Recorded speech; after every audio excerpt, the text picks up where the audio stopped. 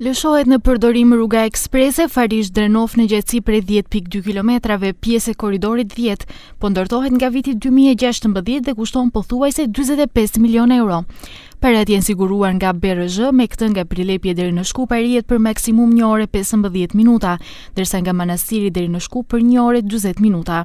Me lëshimin në përdorim të rrugës Prilep-Manastir, koha për udhëtim do të jetë shumë më e shkurtër. Kryeministri Mickoski me një pjesë të qeverisë solemnisht e lëshoi në përdorim këtë seksion, tha se kjo rrugë ka rëndësi vitale për Kavadarin, Prilepin, Manastirin dhe rajonin e Pellagonis. Ovi je pari, како во минатото, по принципот како до сега, не завршија во нечии џепови, не исчезнаа во провизии, тендери и фиктивни договори, туку се тука пред вас.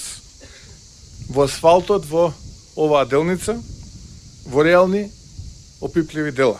Ministri për Transport Nikolovski u përgjigj akuzave të LSDM se ata kanë ndërtuar 90% të rrugës, tha se vitin e kaluar gjatë fushatës zgjedhore kanë bërë videoklipe ku në vend të rrugës ka pasur grumbuj, shkëmbinj dhe gur. Неколку дена после нас спот извадија и од СДСМ, тогашниот носител Венко Филипче со тогашниот министер за транспорт и врски Благој Бочварски.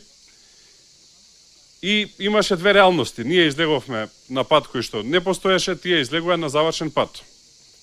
И свативме дека тоа е една од првите употреби на вештачка интелигенција во Македонија на лош начин, односно со вештачка интелигенција направиле како патот да е готов.